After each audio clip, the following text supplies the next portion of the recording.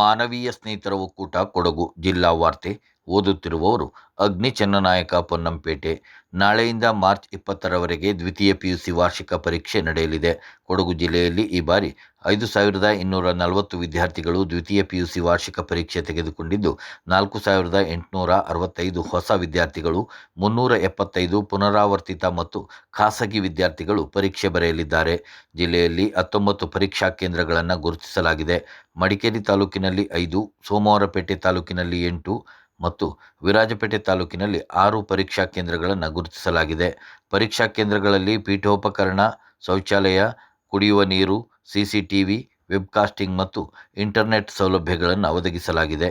SSLC ಪರೀಕ್ಷೆಯನ್ನು ಸುಗಮವಾಗಿ ನಡೆಸಲು ಜಿಲ್ಲೆಯಲ್ಲಿ 8 ಜಾಗೃತ ದಳಗಳನ್ನು ರಚಿಸಲಾಗಿದೆ.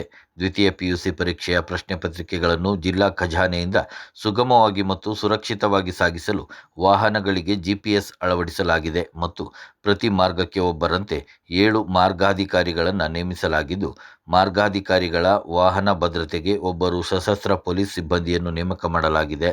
ಪ್ರತಿ ಪರೀಕ್ಷಾ ಕೇಂದ್ರಗಳಿಗೆ ಮುಖ್ಯ ಅಧೀಕ್ಷಕರು ಮತ್ತು ಉಪಮುಖ್ಯ ಅಧೀಕ್ಷಕರನ್ನು ಹಾಗೂ ಸ್ಥಾನಿಕ ಜಾಗೃತ ದಳದ ಸಿಬ್ಬಂದಿಯನ್ನು ನೇಮಕ ಮಾಡಲಾಗಿದೆ. ಪರೀಕ್ಷಾ ಕೇಂದ್ರದ ಸುತ್ತಮುತ್ತ 200 ಮೀಟರ್ ನಿಷೇಧಿತ ಪ್ರದೇಶವಾಗಿದ್ದು, ಎಲ್ಲ ಜೆರಾಕ್ಸ್ ಅಂಗಡಿಗಳನ್ನು ಪರೀಕ್ಷಾ ಸಮಯದಲ್ಲಿ ಮುಚ್ಚಲು ಸೂಚಿಸಲಾಗಿದೆ. ವಿದ್ಯುತ್ ಅಡಚಣೆಯಾಗದಂತೆ ಕ್ರಮ ವಹಿಸಲು ಸೆಸ್ಕಾಂ ಇಲಾಖೆಗೆ ಸೂಚಿಸಲಾಗಿದೆ. ಪರೀಕ್ಷಾರ್ಥಿಗಳು ಪರೀಕ್ಷಾ ಕೇಂದ್ರಗಳಿಗೆ ನಿಗದಿತ ಸಮಯಕ್ಕೆ ಸರಿಯಾಗಿ ಹಾಜರಾಗಲು ಅನುಕೂಲವಾಗುವಂತೆ ಬಸ್ ವ್ಯವಸ್ಥೆ ಕಲ್ಪಿಸಲು ಕೆಎಸ್ಆರ್ಟಿಸಿ ಘಟಕ ವ್ಯವಸ್ಥಾಪಕರಿಗೆ ಸೂಚಿಸಲಾಗಿದೆ. ಎಲ್ಲ ಪರೀಕ್ಷಾ ಕೇಂದ್ರಕ್ಕೆ ಪೊಲೀಸ್ ಬಂದೋಬಸ್ತ್ ಕಲ್ಪಿಸಲು ವ್ಯವಸ್ಥೆ ಮಾಡಲಾಗಿದೆ. ಪ್ರತಿ ಪರೀಕ್ಷಾ ಕೇಂದ್ರಗಳಿಗೆ ಆರೋಗ್ಯ ಸಿಬ್ಬಂದಿಯನ್ನು ನೇಮಿಸಲು ಕ್ರಮ ವಹಿಸಲಾಗಿದೆ ಎಂದು ಜಿಲ್ಲಾಧಿಕಾರಿ ವೆಂಕಟರಾಜ ಅವರು ತಿಳಿಸಿದ್ದಾರೆ. ಮಡಿಕೇರಿಯಿಂದ ಹೆಬ್ಬೆಟ್ಟಗೇರಿ ದೇವಸ್ತೂರಿಗೆ ತೆರಳುತ್ತಿದ್ದ ಕೆಎಸ್ಆರ್ಟಿಸಿ ಬಸ್ ಚಾಲಕನ ನಿಯಂತ್ರಣ ಕಳೆದುಕೊಂಡು ಪಲ್ಟಿ ಆಗಿರುವ ಘಟನೆ ನಡೆದಿದೆ. ಕೆಲವರಿಗೆ ಸಣ್ಣಪುಟ್ಟ ಗಾಯಗಳಾಗಿದ್ದು, ಮಡಿಕೇರಿ ಜಿಲ್ಲಾ ಆಸ್ಪತ್ರೆಗೆ ದಾಖಲಿಸಲಾಗಿದೆ ಎಂದು ತಿಳಿದು ಬಂದಿದೆ. ಮಡಿಕೇರಿ ಶಾಸಕರಾದ ಮಂಥರ್ಗೌಡ ಅವರು ಗಾಯಾಳುಗಳನ್ನು ಆಸ್ಪತ್ರೆಯಲ್ಲಿ ಭೇಟಿ ಮಾಡಿ ಘಟನೆಯ ವಿವರವನ್ನು ಪಡೆದುಕೊಂಡು ಅವರ ಯೋಗಕ್ಷೇಮವನ್ನು ವಿಚಾರಿಸಿ ಸೂಕ್ತ ಚಿಕಿತ್ಸೆ ನೀಡುವ ಭರವಸೆಯನ್ನು ನೀಡಿದ್ದಾರೆ. ಸುಂಟಿಕೊಪ್ಪ ಪೊಲೀಸ್ ಠಾಣಾ ವ್ಯಾಪ್ತಿಯಲ್ಲಿ ಅಕ್ರಮ ಗಾಂಜಾ ಮಾರಾಟ ಮಾಡುತ್ತಿದ್ದ 2 ಆರೋಪಿಗಳನ್ನು ಮಾಲು ಸಮೇತ ಬಂಧಿಸುವಲ್ಲಿ ಪೊಲೀಸರು ಯಶಸ್ವಿಯಾಗಿದ್ದಾರೆ. ಸುಂಟಿಕೊಪ್ಪ 2ನೇ ವಿಭಾಗದ ನಿವಾಸಿ ಸತ್ತಾರ್ ರಫೀಕ್ ಮತ್ತು ಗದ್ದೆಹಳ್ಳ ನಿವಾಸಿ ವಿಷ್ಣು ಎಂಬಿಬ್ಬರು ಬಂಧಿತ ಆರೋಪಿಗಳಾಗಿದ್ದಾರೆ. ಆರೋಪಿಗಳಿಬ್ಬರು ನಿನ್ನೆ ಸುಂಟಿಕೊಪ್ಪ ಪೊಲೀಸ್ ಠಾಣಾ ವ್ಯಾಪ್ತಿಯ ಸುಂಟಿಕೊಪ್ಪ ಕಾಂಡನಕೊಲ್ಲಿ ರಸ್ತೆಯಲ್ಲಿರುವ ಚಾಮುಂಡೇಶ್ವರಿ ದೇವಾಲಯದ ಸಮೀಪದಲ್ಲಿ ಅಕ್ರಮವಾಗಿ ಗಾಂಜಾ ಮಾರಾಟ ಮಾಡಲು ಯತ್ನಿಸುತ್ತಿದ್ದ ಬಗ್ಗೆ ದೊರೆತ ಖಚಿತ ಮಾಹಿತಿ ಮೇರೆಗೆ ದಾಳಿ ನಡೆಸಿ ಆರೋಪಿಗಳನ್ನು ಬಂಧಿಸಲಾಗಿದೆ. ಆರೋಪಿಗಳಿಂದ 360 ಗ್ರಾಂ ಗಾಂಜಾ ವಶಪಡಿಸಿಕೊಂಡು ನ್ಯಾಯಾಲಯಕ್ಕೆ ಹಾಜರುಪಡಿಸಲಾಗಿದೆ. ಸೋಮವಾರಪೇಟೆ ಪೊಲೀಸ್ ಉಪವಿಭಾಗದ ಡಿಎಸ್ಪಿ ಡಿವಿ ಗಂಗಾಧರಪ್ಪ, ಕುಶಾಲನಗರ ವೃತ್ತ ನಿರೀಕ್ಷಕರಾದ K Rajesh, Suntikoppa police sub inspector B H Jagadish ಮತ್ತು ಸಿಬ್ಬಂದಿಗಳಾದ ಜಗದೀಶ್, ಪ್ರವೀಣ್, ನಿಶಾಂತ್, ಸೌಮ್ಯ, ಪುನೀತ್, ಸಂತೋಷ್ ಹಾಗೂ ಶ್ರೀಕಾಂತ್ ಇವರುಗಳು ಈ ಕಾರ್ಯಾಚರಣೆ ನಡೆಸಿ ಆರೋಪಿಗಳನ್ನು ಬಂಧಿಸುವಲ್ಲಿ ಯಶಸ್ವಿಯಾಗಿದ್ದಾರೆ.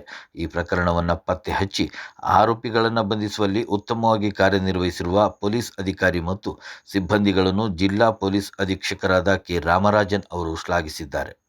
ಪೊನ್ನಂಪೇಟೆ ತಾಲೂಕು ಬೇಗೂರು ಗ್ರಾಮದ ಕೊಟ್ಟಂಗಡ ರಾಜಸುಬ್ಬಯ್ಯನವರ ಗದ್ದೆಯಲ್ಲಿ ಕಟ್ಟಿಹಾಕಿದ್ದ ಹಸುವಿನ ಮೇಲೆ ಇಂದು ಸಂಜೆ ಹುಲಿ ದಾಳಿ ಮಾಡಿ ಹಸುವನ್ನು ಕೊಂದು ಹಾಕಿದೆ.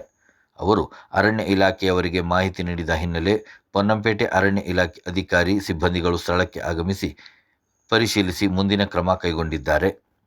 ಮಡಿಕೇರಿ ನಗರ ಸಂಚಾರ ಠಾಣೆ ಮತ್ತು ಕ್ಲಬ್ ಮಹೀಂದ್ರ ರೆಸಾರ್ಟ್ ಇವರ ಜಂಟಿ ಸಹಯೋಗದೊಂದಿಗೆ ಮಡಿಕೇರಿ ನಗರದಲ್ಲಿ ರಸ್ತೆ ಸುರಕ್ಷತಾ ಜಾಥಾ ಮತ್ತು ರಸ್ತೆ ಸುರಕ್ಷತಾ ಅರಿವು ಕಾರ್ಯಕ್ರಮವನ್ನು ಮೈತ್ರಿ ಪೊಲೀಸ್ ಸಮುದಾಯ ಭವನದಲ್ಲಿ ಏರ್ಪಡಿಸಲಾಗಿತ್ತು.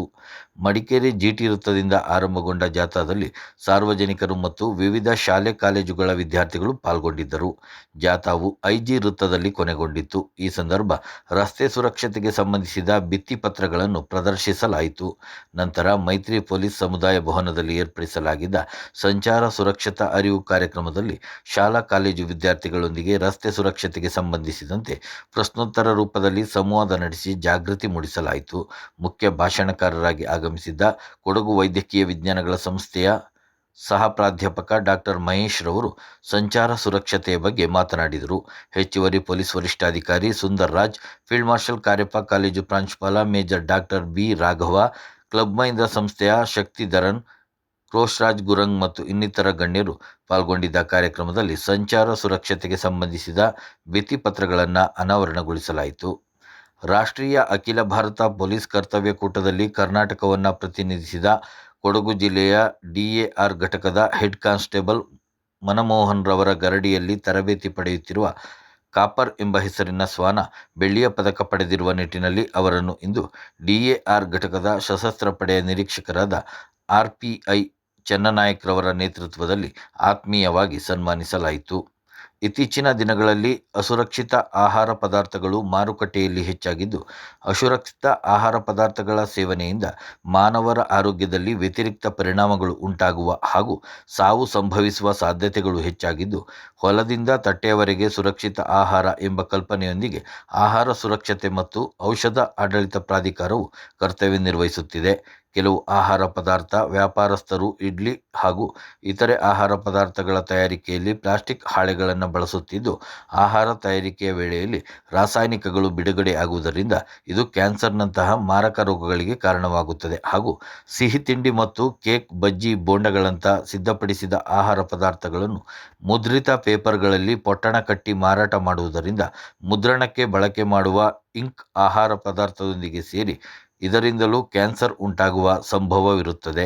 ಆದ್ದರಿಂದ ಕೊಡಗು ಜಿಲ್ಲಾದ್ಯಂತ ಎಲ್ಲ ಸಿದ್ಧಪಡಿಸಿದ ಆಹಾರ ತಯಾರಕರು, ಮಾರಾಟಗಾರರು ಈ ಅಂಶವನ್ನು ಗಮನದಲ್ಲಿಟ್ಟುಕೊಂಡು ಆಹಾರ ಪದಾರ್ಥ ತಯಾರಿಕೆಗೆ ಪ್ಲಾಸ್ಟಿಕ್ ಬಳಸದಂತೆ ಮತ್ತು ತಯಾರಾದ ಆಹಾರ ಪದಾರ್ಥಗಳನ್ನು ಮುದ್ರಿತ ಹಾಳೆಯಲ್ಲಿ ಪೊಟ್ಟಣವನ್ನು ಕಟ್ಟಿ ಮಾರಾಟ ಮಾಡದಂತೆ ಸೂಚಿಸಿದೆ.